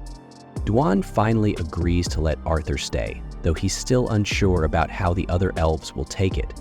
He asks Vion who'll be responsible if things go south. Vion, without hesitating, takes full responsibility. That's all Duan needed to hear. Soon after, Duan and Marial step outside to meet Arthur again. This time, the energy is totally different. Alduin, who once looked down on Arthur, now stands in front of him with a softer tone. He admits he was wrong before, not because of anything Arthur did, but because of how most elves see humans. It's clear now, he's not just doing this out of duty, but because his love for his family pushed him to accept what they want. Arthur notices this shift right away. The man who had once been cold was now smiling and shaking his hand. But Tesha wasn't done. She challenges her father in a playful way. If he really doesn't mind Arthur staying, then he should let her take him out into the city. Since the news about Arthur being allowed to stay was already spreading, Alduin agrees with no complaints. Tessia, excited, pulls Arthur along to explore. Arthur looks around, completely amazed. It's his first time really walking through the elven city, and everything looks magical. Colorful buildings, unique outfits, and people with features he's never seen before. Tessia talks about a popular shop nearby that sells sweet fruits and snacks, and the two hurry to get there before it gets too crowded. While they're on their way, a young elf bumps into Arthur on purpose. Arthur, being polite as always, doesn't make a big deal out of it. He even apologizes, trying to walk away, but the boy glares at him. The elf throws out a rude comment saying Arthur has made him dirty just by touching him, and makes it clear that no matter what anyone says, even Vian, humans like Arthur will never belong here. Normally, Arthur would stay quiet, but after spending time with Tecia, he's picked up a bit of her playful spirit. When the rude elf turns to Tecia, saying she should stay away from Arthur to keep her good image clean, Arthur decides to mess with him a bit. The elf introduces himself proudly, acting like he owns the place. Arthur responds with an exaggerated bow and purposely messes up the guy's name in a way that sounds like an insult. The crowd chuckles. The noble elf realizes he's being mocked and, trying to save face, challenges Arthur to a duel right there. That sort of thing isn't common in the city, so it quickly draws a crowd. Everyone stops to watch. If Arthur refuses, it'll look like he's weak, and it could make Vian and the royal family look bad too. Even though Tecia tells him it's not worth it, Arthur steps forward. The noble elf asks Tecia to be the judge, and just like that, the fight starts. The proud elf charges forward confidently, but Arthur doesn't waste time. With just one clean hit, he knocks the guy to the ground. Everyone watching is stunned. Tecia shakes her head. She'd warned him earlier that Arthur wasn't someone to mess with. Since the noble didn't listen, he got what he deserved. She grabs Arthur's hand and runs off, laughing. Arthur follows, smiling. This was the first time he really felt like he was starting to fit in. As the days pass, Arthur and Tecia grow closer. They hang out often, grabbing food, studying, and just enjoying each other's company. Anytime someone gives Arthur trouble, Tecia's there in a flash to back him up. After one of their usual outings, they stop by a railing and talk quietly as the sun sets. Arthur knows it now. His training and a new chapter in his life is just getting started. The next day rolls around and Arthur looks a little off. Tessa notices it right away and tries to figure out what's on his mind. He seems lost in thought, like he's carrying a heavy weight inside. What she doesn't know is that earlier he had a serious talk with Vian. Vian had reminded him that he was all alone in a new place. No family, no real friends to lean on yet. It was just him, trying to find his place. But even with all that, Arthur had chosen to stay. Vian didn't sugarcoat things either. He told Arthur that the training would be rough, way tougher than anything he'd been through before. Still, Vian gave him a chance to back out, but Arthur said no. He wanted this. He was ready. Vian told him to ignore the pain building in his mana core for now and focus on what's ahead. Now, looking at Tessa, Arthur feels more sure about his decision. He's pumped for training, even though he knows it won't be easy. He's been through battles with his father before, but something about this challenge feels bigger. Still, he's fired up and ready to face it all head on. He knows it won't be simple, but he's not backing down. Tessa, always the competitive one, throws in her support too. She isn't about to let Arthur outpace her. If he's going to train hard, she's going to train even harder. The next morning, the real training begins. Arthur stands before Vian, who lays out how everything will work going forward. It's clear now. This isn't just some phase. This is a turning point in his life. As he takes his first steps into this new journey, Arthur can't help but think how fast everything has changed. Life here moves at a different pace. He's only been in the Elven Kingdom for a short time, but already he's learning, growing, becoming someone new. He knows it was the right choice to stay. Time passes quickly. Training becomes part of their routine. Even Tessa's gotten better. She's now able to use Harana. One morning, she walks into Arthur's room to wake him up, but he's completely out cold. After calling him a few times with no luck, she decides to use a little magic to snap him out of sleep. He jumps up, yelling, confused and half asleep, wondering why she didn't just nudge him awake. She just grins. She had tried the gentle way first. After watching the king and queen head off for a meeting, things calm down a bit. Tesha hands over some breakfast to her friend, a sandwich she made herself. He munches on it with zero hesitation, clearly not wasting time with compliments. A little later, they're both out on the training field, stretching and gearing up.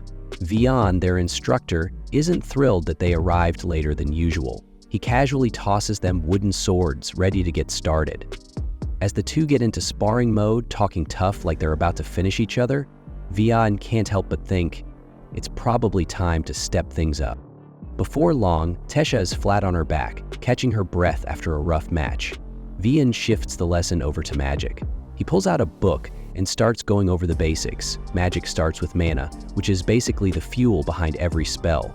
Once someone learns to control that energy, they can connect with one of the natural elements, stuff like water, wind, fire, or earth. What element you get depends a lot on your background. Some folks are naturally tied to certain elements. For example, elves usually connect with wind, dwarves with fire or earth, and humans, well, they've got the potential to use any of them. Still, most people just stick with one, even if they could handle more. But once in a blue moon, there's a human who can control all four. While Vian goes on, Tesha's still lying on the ground asking why Arthur doesn't train his body and magic together like she does. Vian doesn't sugarcoat it, he says the boy's still too weak. Arthur suddenly clutches his chest, pain hitting hard. Vian calmly explains it's because Arthur's mana core has something extra, a beast's will. That kind of thing throws off the balance between his energy and his body, causing pain whenever it flares up. Hearing the word beast sends Arthur's thoughts spiraling, trying to figure out what it really means. Vian says that before anything else, Arthur has to get his mana flowing smoothly through his body. Tesha teases him a bit, saying the real reason he's hurting is because she totally beat him in their duel. Arthur grumbles back that taking a hit from her is enough to make anyone see stars. He thinks back to when he first awakened his mana, something most gifted kids do around age 10. Tesha actually unlocked hers at 9 and has been pushing him in training ever since. Seeing that Arthur still has energy, Vian makes a decision. It's time to try something big. He's going to awaken the beast will inside him. If it works, Arthur might finally stop dealing with the pain and maybe even become a beast tamer someday. Vian raises his hand and casts a fire spell aimed at Arthur's core. But something strange happens. As soon as the spell connects, it loses control, exploding with force and knocking both elves off their feet. When the smoke clears, a glowing symbol flashes under Arthur's eye, then vanishes. He passes out cold. By evening, Arthur is back at the palace, lying in bed. He slowly wakes up and sees Vian watching over him. The elf looks relieved but serious. He checks how Arthur's feeling, and the boy manages to say he's okay, just a little out of it. Then Vian asks if Arthur really knows what the beast's will is. That triggers a memory. Arthur remembers when Sylvia revealed she was actually a dragon. When he shares that, Vian's face goes stiff. He warns Arthur to keep that information to himself. The will of a dragon is something dangerous, and if word gets out, it could bring a lot of trouble. Pushing that aside, Vian reminds Arthur of something important. He's set to return home in 4 months. That news shocks Arthur, who thought he had a couple of years left in El Noir. But Vian says there's a big event coming up, a cultural exchange between the kingdoms, and like it or not, Arthur's got a part to play. The next day, news spread that the gates to Zira City would soon open. That's when it hit Arthur. This must have been the reason the king and queen headed out earlier. But while he sat there, lost in thought, Vian noticed something was bothering him. The boy was finally going to see his parents after all this time, but he didn't seem all that excited. Vian didn't push it though, he just told Arthur to get some rest. Tomorrow's training wouldn't be any easier. Arthur wondered if Tesha knew what was coming, and turns out she already got the heads up from her folks. That night, as Arthur lay in bed, thinking about the 4 months he had left in El Noir, something strange started happening. The egg Sylvia gave him started cracking, and a weird magical energy filled the room. Through a small crack, a bright, glowing eye peeked out. Arthur froze. Then the egg fully broke open, and out came a tiny dragon, barely the size of a loaf of bread. Arthur gently picked her up, but the little thing suddenly bit him, and it wasn't just a nip, it burned. But almost instantly, a symbol appeared over the bite, and the pain just faded away like magic. Then, out of nowhere, Arthur heard a voice in his head. It wasn't scary, just surprising. The baby dragon was speaking directly into his thoughts. He decided to name her Sylvie after her mother. She seemed to like it. Lying there, completely stunned, Arthur stared at the mark on his arm, wondering what it meant. He couldn't believe it. He was basically a dad now. At 8 years old, exhausted, he passed out, with the tiny dragon curling up beside him like it was the most natural thing in the world. Next morning, Tesha barged in to wake him up, like she always did. But as soon as she yanked the blanket off, she screamed. Not out of fear, though, more like she just saw the cutest thing ever. She was ready to cuddle Sylvie on the spot, but the dragon wasn't having it and darted under Arthur's chin to hide. Later, as they walked to training, Tesha kept trying to get Sylvie's attention like she was calling a puppy. The dragon growled and stayed glued to Arthur. Once they reached the field, Vian nearly lost it. Not only had the dragon's will awakened, but she was walking around like it was no big deal. Knowing nobody would believe it was a real dragon, Vian told Arthur to just say she was a rare mana creature. End of story. Now that Arthur was a beast tamer, his training had to level up. He had to strengthen both his magic center and the new beast energy. And the best way to do that? Real combat. Vian didn't hold back. He launched a wave of intense power and then morphed into this dark, monstrous figure. In a blink, he vanished and reappeared behind Arthur like some kind of horror movie ghost. Soaked in sweat, Arthur threw up his hands, begging for mercy. It was honestly terrifying.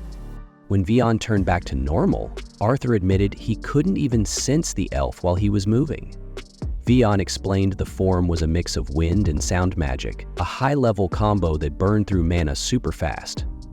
After the scare, they got back to regular training. Arthur kept improving fast, so much that the stabbing pain in his chest was completely gone. His body had finally adapted, and he could handle the strain like a pro. Even with all the training, Arthur still found moments to enjoy life like a normal kid, especially with Tesha.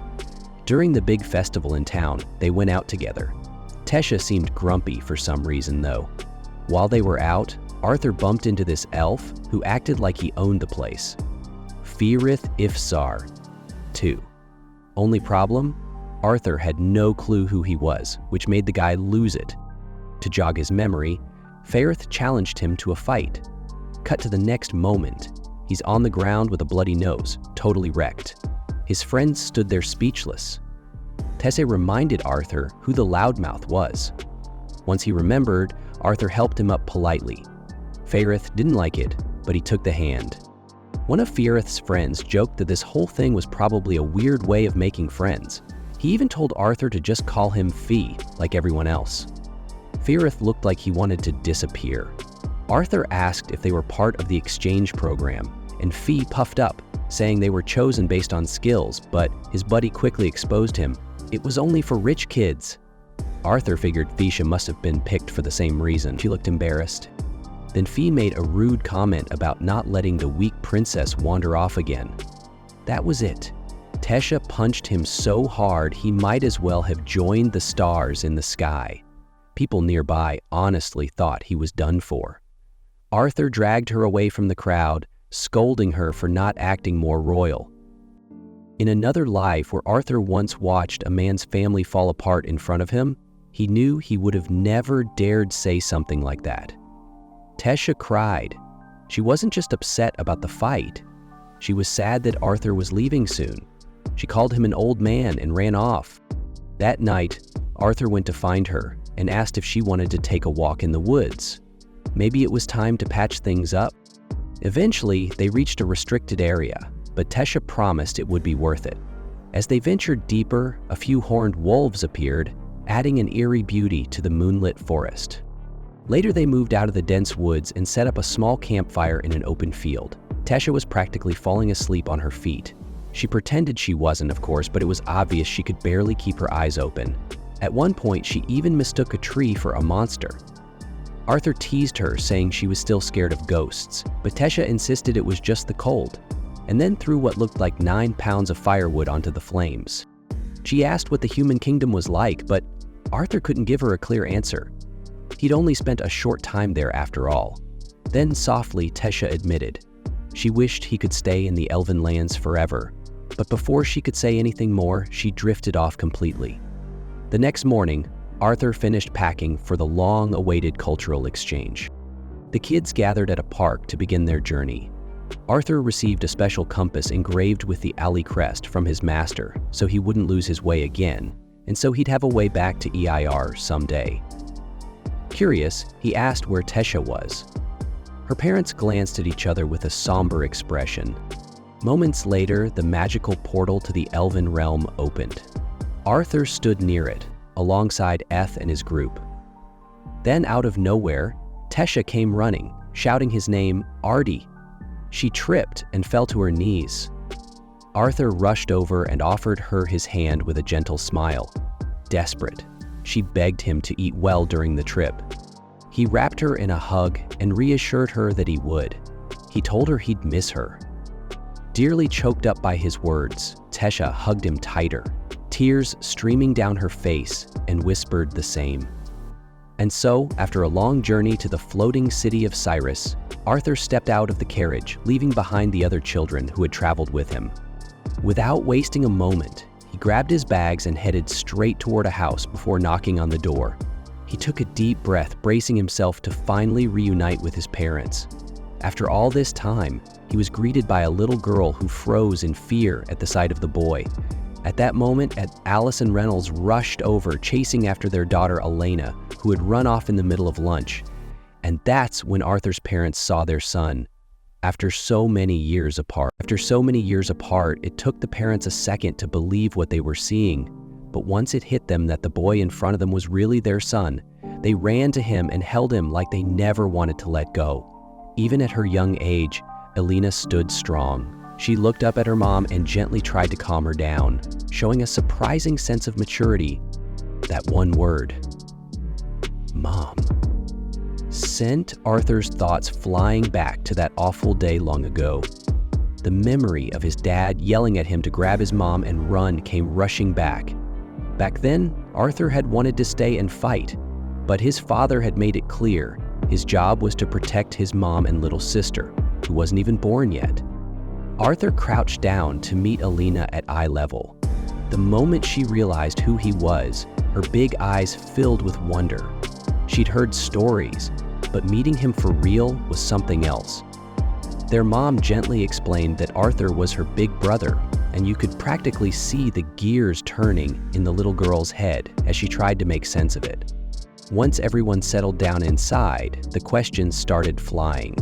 The first thing Mom wanted to know was if Arthur was healthy. She'd last seen him sick and struggling. When he told her he was doing fine, she immediately moved on to whether he was eating well. Ray just laughed, used to his wife's way of showing love through questions. Elena's eyes lit up when her mom reminded her how often she used to talk about her brother before bed. Arthur smiled and did his best to make her feel comfortable, telling her how happy he was to finally see her face. Later, when things calmed down, Arthur gave them a rough idea of what he'd been through. He left out some key details, especially the stuff about Sylvia. He wasn't ready to share that yet. He did explain how he'd survived thanks to a lucky combo of magic and instincts, how he'd met new people along the way, and how he recovered in a faraway kingdom. He also told them about the strange condition he'd had in his chest, something caused by his early magical awakening, but reassured them that it was all sorted out now. Keeping secrets from the people he loved wasn't easy. Then Reynolds noticed the tiny creature resting on Elena's head and asked about it. Arthur explained that he'd come across a young magical animal during his journey, one whose mother had died. He decided to take care of it, and the little thing, now named Sylvie, had been with him ever since. Elena was instantly obsessed with the fluffy companion, and the parents were just happy to see their son alive and well. Ray couldn't resist asking about Arthur's current magic level, just to see how he stacked up. But Lisa shot him a look. It wasn't the time to turn this into a contest. Still, Arthur asked what his dad had been up to. Turns out Ray had scored a solid job at a well-known auction house and was now in charge of security. Arthur teased him a little about his scruffy beard and was curious about how far Ray had gotten in his magical training. Ray casually mentioned that he'd already hit the deep orange stage a couple of years back, which meant he'd been stuck just below the monarch level for a while now. Arthur was pretty surprised. Mana cores followed a color ranking from weakest to strongest: black, red, orange, yellow, silver, and then white. And each of those had 3 phases: deep, normal, and light. Since Ray was an augmenter, his body had gotten stronger as he moved up the ranks, and he'd already made some serious progress. So when Arthur casually mentioned he'd already hit light red, just a notch below Ray, it completely caught his dad off guard. For someone who barely looked like a teenager, Arthur had made some serious progress. Ray was blown away and instantly wanted to spar in the backyard. Arthur could only smile. After everything, it just felt good to be home again. But before they could enjoy the moment, there was a sudden interruption. A man, a woman, and a kid walked straight into the house. No knock, no warning. Arthur was caught off guard, but guessed the guy must have been someone close to the family. He was right. Ray introduced him as his boss, Vincent, the owner of the auction house. The woman beside him was Vincent's wife. Arthur greeted Vincent with such neat manners that Vincent almost did a double take. Hard to believe this kid was Reynolds' son. When Tabitha presented their daughter Lilia, the air crackled, but not between her and Arthur. The unspoken friction was all between Lilia and Sylvie. A moment later, Reynolds sheepishly admitted the place was actually Vincent's and warned him the yard was about to look like a war zone. Sure enough, he and Arthur stepped outside, long overdue for a friendly brawl. Vincent watched, half shocked they were starting a duel in the middle of a visit. While Ray loosened up, Vincent quizzed the onlookers about Arthur's mana core. If it was already glowing crimson, that meant the boy had awakened crazy early, something even most hotshot kids at elite magic schools only dreamt of. Lisa confirmed there was no bluff in Arthur's record. Tabitha, seeing Vincent's excitement ramping up, tugged him a safe distance back. Arthur, meanwhile, reminded himself the only reason he hadn't climbed another tier was the chaos that followed Sylvia's will. He felt more than ready to plow through future challenges. The match kicked off. Ray moved with the confidence of a seasoned warrior. Arthur matched his father's pace without a hint of hesitation. Their footwork mirrored each other, and the first flurry proved Arthur was leagues ahead of the usual 12-year-old. Ray's casual block of a punch showed he still had plenty in the tank, and Arthur answered by springing in with a fierce kick that forced Ray to guard hard. After a quick exchange, Arthur slipped back, gauging his dad's thoughts. Ray adjusted his stance, signaling the warm-up phase was over. Flickers of flame rolled along his arm. Reynolds had long since mastered his elemental gift. Fire wrapped around him as he charged again. Arthur compared the world's mana to the key he'd used in his past life. Both lifeblood energies, but mana tied to elements, while amplifiers like Ray gained broader freedom once they hit higher levels. Luck had trailed Arthur since birth, and he let that confidence surge. Golden light flared from his palms, stunning the spectators. No more holding back. He blitzed forward, the two clashing with glowing fists, raw power vibrating through the yard as father and son battled for dominance. Ray caught Arthur off guard with a sharp elbow to the chest, sending the boy flying back. Even though Arthur barely managed to block it, the impact still knocked the wind out of him. But instead of crashing, he twisted midair and landed smoothly, like someone who'd been doing this forever. He could feel it.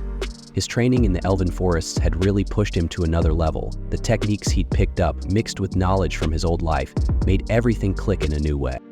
He remembered one particular session where things just clicked. That day, something inside him shifted. Now, standing there in the backyard, he let it all out. Sparks lit up under his feet as energy crackled across the ground. The temperature spiked, the air buzzed, and the place looked like a storm had touched down. And yet, he wasn't done. He drew water from a nearby source and sent it shooting forward, combining elements in a way that surprised even him. Ray barely dodged the sudden flood. The match didn't go on for long after that. He stepped back and called it off, clearly impressed. He hadn't expected his son to grow this much, this fast. Everyone watching was stunned into silence. Arthur wasn't just strong for a kid. He was leagues ahead. When the match was over, they all headed inside. Drinks were served, and naturally, the conversation turned to Arthur. Vincent couldn't help but talk about how incredible the boy's potential was. Ray agreed. After all, Arthur had shown signs of mana before most kids could even read. They laughed, sharing old stories, including the time Arthur accidentally blew up part of their home. Eventually, the idea of enrolling him in a top-tier academy came up. Cyrus Academy wasn't just prestigious, it was the place to be. But some hesitated. Arthur was still a kid. Even if he had the power, was he ready? Vincent offered to help. He had connections. But Arthur, exhausted from the fight and a bit overwhelmed, just wanted to rest. He didn't push back, just quietly slipped away to catch his breath. Wandering through the house, he ended up in a part he hadn't seen before. Lilia spotted him and casually pointed out that he was heading straight toward the basement. She didn't explain much, just said she knew a better place to chill. Not knowing what else to do, he followed. The place she led him to was packed with the estate's staff. Older ladies cracking jokes, a cook teasing about her garden being scorched, and a butler trying not to laugh too hard. Arthur felt a little awkward, but also welcomed. Lilia was surprisingly relaxed here. She joked around, asked about food, and argued with one of the maids who seemed concerned about her eating habits. Another whispered to Arthur that Lilia often hid out here when things got too stressful. Her parents had high hopes for her awakening mana, but maybe that wasn't what she really wanted. That night, Arthur's parents came to check on him. They were proud. He had grown a lot, not just in strength, but in who he was becoming. No matter how far he went, he'd always be their boy. Before leaving, Ray gently explained that Vincent only brought up the academy out of care. Arthur understood. The next day, he made a trip to the guild hall. There, he saw familiar faces, the team that had once fought beside him. Twin horns. They greeted him like family, with warm hugs and a few tears. Angela clung to him first, while Jasmine checked him over like he might vanish again. Even the ones trying to act tough couldn't hold back. They shared what they'd been up to, missions here and there passing through the capital, and figured they'd swing by and see how their young friend was doing. It reminded Arthur of something. There was still a whole world out there he didn't know. Maybe the best way to learn about it wasn't through books or schools, but by living it, traveling, seeing different lands, meeting all kinds of people. But even as that thought grew stronger in his heart, something tugged at him. Something he hadn't figured out yet. Somewhere else in the big house, Lilia sat alone, staring at nothing in particular. She too seemed lost in thoughts she couldn't quite share. Others holed up in his room, totally zoned in. Time feels frozen. A coin he's holding just hangs there until his focus breaks, then it finally clinks to the floor. The effort wipes him out. Sweat streams down his face and he flops onto the mat. Shocked, the freeze lasted only a heartbeat. Even while gasping for air, all he can think about is staying on track so he can protect the people he cares about. That goal is what keeps him pushing. Sylvie shows up with her usual sparkle and instantly reminds Arthur that he's really, finally home. It's been ages since he last saw his parents, and now there's even a baby sister in the mix. The tiny dragon's only issue? She stinks after getting squeezed half to death by her excited master. Arthur doesn't waste a second. He ferries the reeking little quitter straight to the tub. While he's scrubbing scales, his mind drifts to the Hestia family. Their auction house is clearly rolling in money. He remembers the parents hoping their daughter would chase the mage life, even though the girl never wanted that path. Once the bath's done, Sylvie's sparkling again. But she isn't the only one in need of a tidy-up. The house's ladies burst into Arthur's room and decide he looks just as rough as the dragon used to smell. He's totally lost on how to react. They drag him to a city salon to deal with his mop of hair. The stylist spots a diamond in the rough and trims him into shape. When Arthur steps back outside, he's rocking fresh style that leaves the girls speechless. He finally asks why the sudden makeover, and they spell it out. Nobles and royals shop at the Hestia auction, so he can't stroll around looking like a stray. Tabitha offers to tour him through Cyrus City. Alina tags along with her big bro, and Lilia, feeling a bit sidelined after losing her little shadow, admits the outfit is on point. She picked it after all. The crew hits the streets, exploring every corner of the flashy city beyond school. A couple of academy boys flip a white band onto Arthur's head and strut off. Lilia says they're students from Cyrus Academy of Magic, riding their uniforms like crown and scepter. Arthur's still wondering why they targeted him when a powerful glow snags his attention. He tracks it to a shop window, staring at a violet crystal pulsing with energy. Tabitha explains it's a beast core magic energy, pulled from a mana beast that amps up whoever owns it. Arthur notes that elves usually steer clear of this kind of trade. Tabitha explains that the price of a beast core depends on how strong it is. If it still carries the creature's will, it could go for something wild, like 100 gold coins. That's enough money to keep her whole family living easy back in their homeland for centuries. Turns out rare items like that are about to show up in an upcoming auction, and she tells Arthur he might get a chance to check one out up close. Lilia seems interested too, but her mom quickly shuts it down. Just having a beast core doesn't mean someone will suddenly unlock magic, and there's no way they're spending that much on something uncertain. Lilia brings up cheaper versions sold in weapons shops, but Tabitha stands firm. End of discussion. Arthur notices Lilia's mood drop. She doesn't say much after that, and he gets it. The way her mom handled it probably stung. During lunch, he's quiet, not really eating, just thinking about how down Lilia looks, and how her energy totally shifted. It feels like her mom's not just holding her back. Maybe she's trying to protect her from chasing something she might never reach. The pressure from her dad makes it worse. After a while, Lilia quietly slips away from the table and disappears down a narrow alley. Arthur follows her and spots her in a weapon shop, standing in front of a display with two small beast cores. She's staring at them like they're her only shot at something bigger. It's clear she's thinking about spending her allowance to buy one. Arthur walks up and tries to remind her gently, just buying one doesn't mean it'll work. But Lilia's made up her mind. She's failed before, and another failure won't crush her. She says Arthur can't understand what it's like to be born ordinary, always told what she can't do.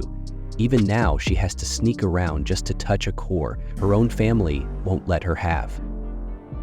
She turns to leave, only to bump into some smug students from the Magic Academy. They make a scene out of it, loud enough that the shop owner comes out to check the commotion. But the moment he sees the uniforms, he backs off, clearly scared to get involved. That just gives the academy kids more confidence. One of them even summons fire, trying to look intimidating. Arthur steps in front of Lilia without a second thought.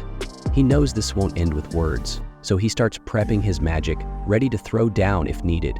But right then, Tabitha and Alice walk into the shop and shut the whole thing down fast. The boys get scolded hard and are told to drop their spells. The shop owner tries to warn Tabitha about upsetting powerful families, but she doesn't care. No one messes with someone from her house and walks away without consequences.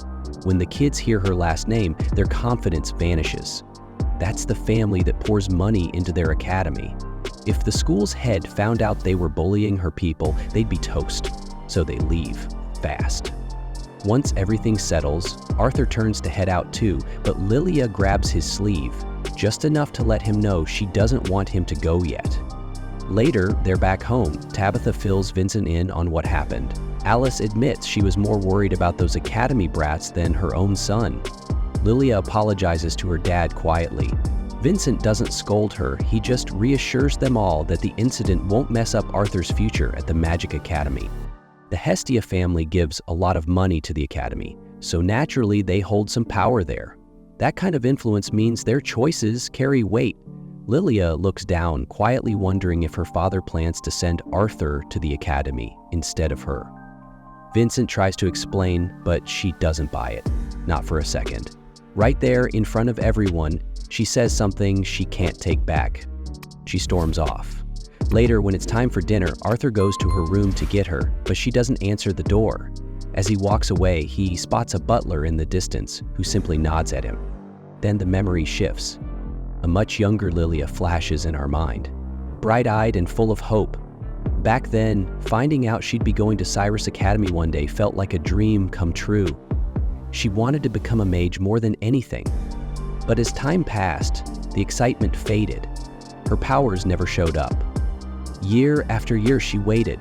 Her parents kept telling her it would happen eventually, that some people just take longer. But those words started sounding empty. Now, hearing that Arthur is going to the very school she had dreamed of, it breaks something inside her. Lost in her thoughts, Lilia doesn't hear Arthur calling out to her again, this time from the basement where the servants usually stay. He figured she might have gone there, and he was right. Arthur's heart feels heavy. He wants to apologize, even if he doesn't really know what he's apologizing for.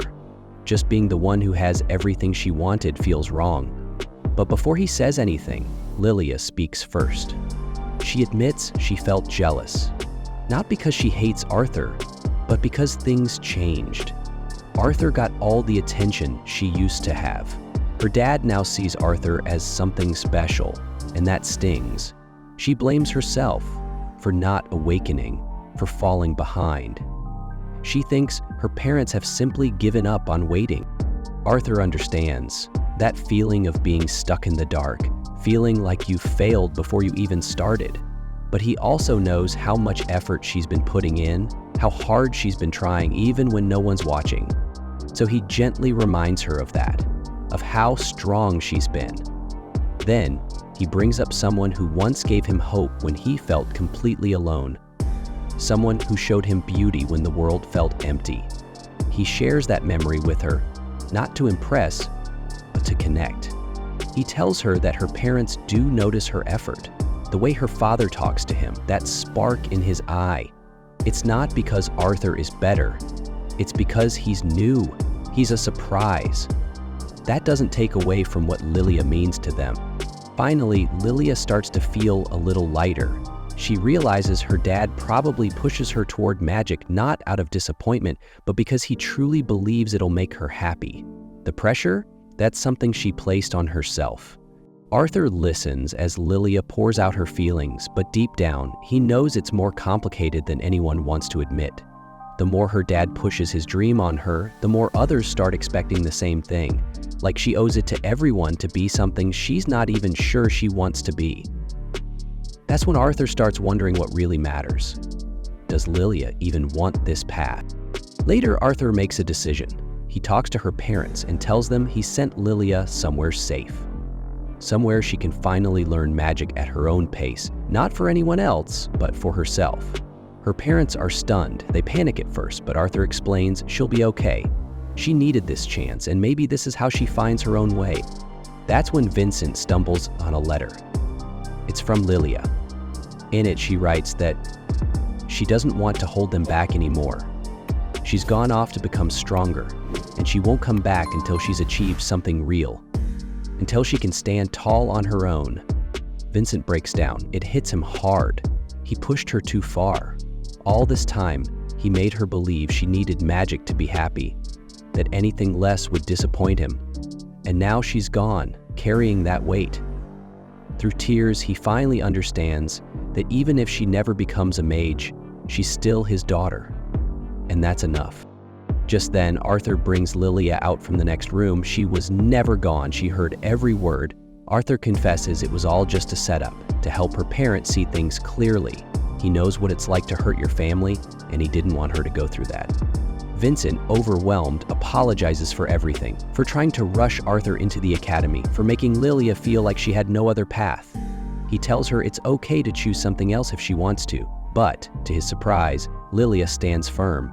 She still wants to learn magic, not because someone told her to, but because deep down, that dream still means something to her. She wants to grow strong and use her magic to help people.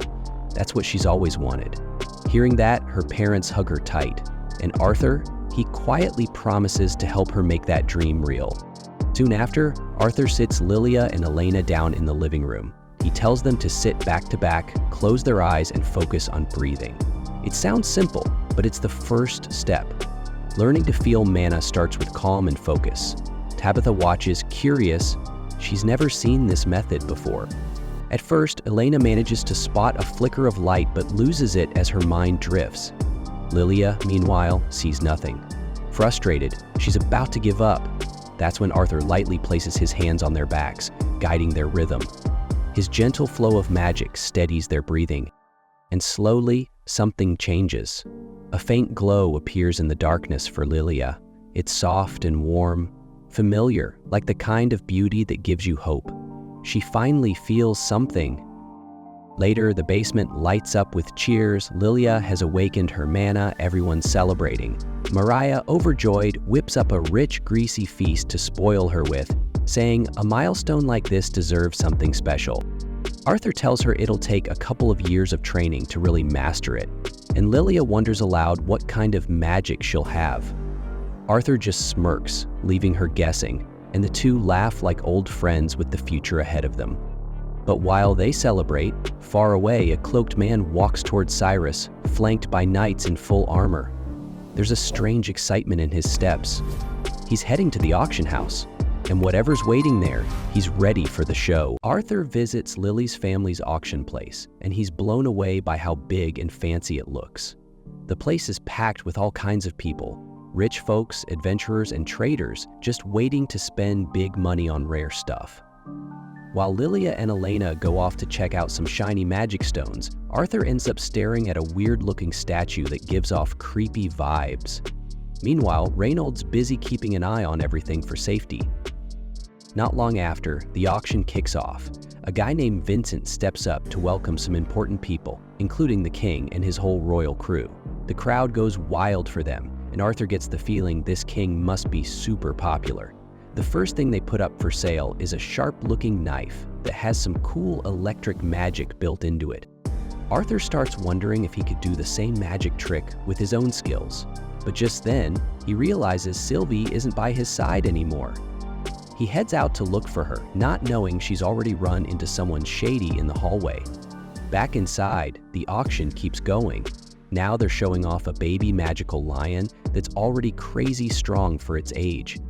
The young prince really wants it, and the king doesn't waste time jumping into a bidding war, eventually paying a huge amount to win it. Meanwhile, Arthur's still searching when he hears Sylvie's voice echoing down a corridor.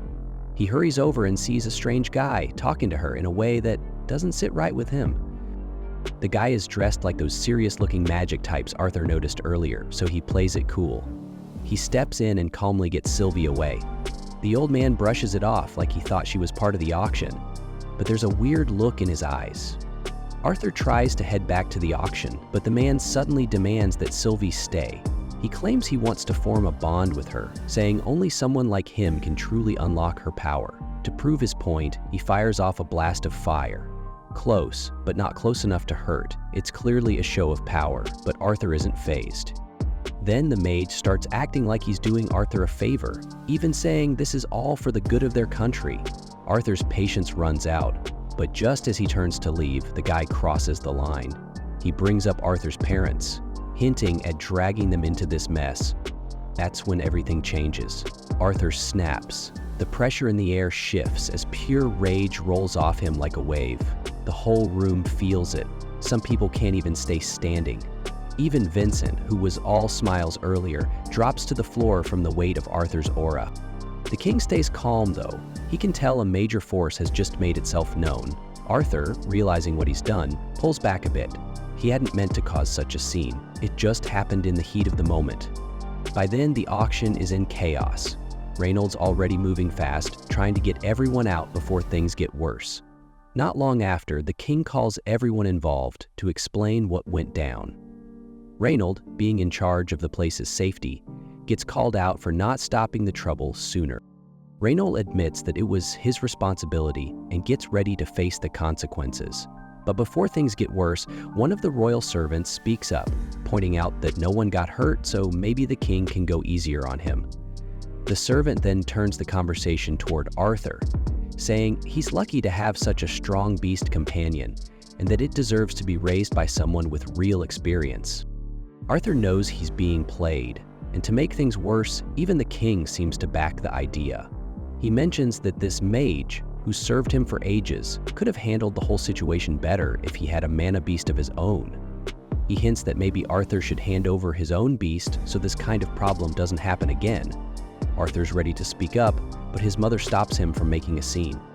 Thankfully, Reynald steps in and defends his son, saying Arthur earned his companion fair and square. That makes it his choice whether to give it up or not. The king then shifts his focus back to Arthur, clearly annoyed, and tries to sweeten the deal. He offers to trade the powerful lion cub he just bought in exchange for Sylvie, saying the lion will likely grow stronger in the future. Arthur's patience is running thin now. He stands firm and makes it clear that he's not trading, selling, or giving up Sylvie no matter what. The king doesn't take rejection well. Even though he asked twice, nicely, Arthur still refused. He gives Arthur one last chance. That's when Arthur flips the situation on its head. He calmly asks the king how much he'd sell his own kids for. The room falls silent. The king can't believe what he just heard. Arthur reminds him that he said no 3 times and uses that to show him how it feels to be pushed around. He tells the king to keep his pride in check. At that point, the royal mage loses his cool. He orders the guards to handle Arthur, but Arthur drops them both with 1 hit each, quick and clean. The mage, frustrated, decides to handle things himself. He hurls a fire spell at Arthur, but right before it hits, Arthur taps into a hidden power from his bond with Sylvie. Everything around him freezes. Time itself stops. The mage looks around, confused and scared, realizing his magic isn't doing anything anymore. Arthur doesn't even touch him, yet the man's leg snaps like a twig. He cries out, but no one can hear him. Arthur gives him a warning, but the mage keeps talking tough until he sees a glowing image of a dragon behind Arthur. That's when it hits him. He's not just outmatched. He's in real danger. He gets so scared he can't even control himself. Time snaps back to normal as Arthur's strength gives out. Everyone in the room wakes up from the freeze, but Arthur collapses on the spot. His family rushes to his side in panic. A few days later, Arthur wakes up with a sharp pain in his head. He realizes that even freezing time for just a few seconds takes a serious toll on his body. He gets out of bed slowly, and not long after, Alice walks in with Sylvie, looking super relieved to see him awake. She explains that everyone was stressed out, but the doctor said he would recover. Arthur, still worried about how things turned out, asks her to go for a walk with him. They end up at the market where she helps him pick out a few small gifts for Elena. While shopping, Arthur starts thinking about money, assuming his dad lost his job after the chaos. But Alice reassures him that she's been earning through some side gigs and has things covered. After buying what they need, they head home. When they get there, they walk into a tense moment. Renaud is having a heated conversation with a visitor. Arthur tries to ask what's going on, but the others tell him to stay quiet for now. Eventually, he's let in, and Renaud asks how he's feeling. Arthur says he's fine, and the guest suddenly stands up to apologize. He's been sent by the king to say sorry for everything that happened. He also brings a gift, basically some hush money to smooth things over. Arthur finds it ridiculous that the whole thing is being brushed off as if it was nothing serious.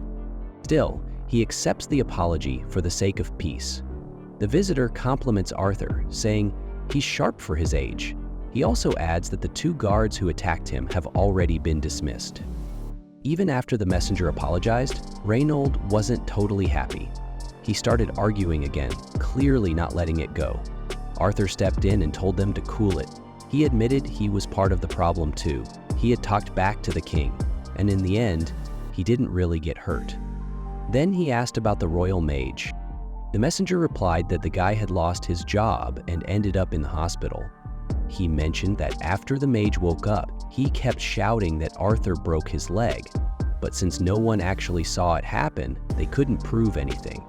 The messenger tried to explain more, saying it looked like the magic from the guards who attacked Arthur might have bounced back and messed with the mage's own spell. He then added that while Arthur clearly had talent and even caught the king's attention, he still needed to learn how to handle situations better. Not everyone out there would be so chill about what happened. Renaud agreed with that and finally accepted the apology. He also took the money offered but handed it straight to Arthur, saying he was the one who went through the mess and should make good use of it. After all that, Arthur started thinking more seriously. Sure, he had strength and he could protect himself in a fight, but that wasn't enough. If he wanted to truly protect his loved ones and stand up to powerful people like royalty, he needed more than just power. He needed status, influence, and real backing. In his mind, the best place to start building that kind of strength was the Magic Academy. That's where he could grow not just stronger, but smarter and more prepared for whatever came next. Out of nowhere, an owl flies down and lands near Arthur, giving him a strange look like it wants something. Curious, Arthur decides to follow it. After a short walk, he ends up in front of an old woman who clearly isn't just anyone. Her clothes, presence, and the magic in the air around her make it obvious she's someone powerful. That's it for this episode. Thanks for watching.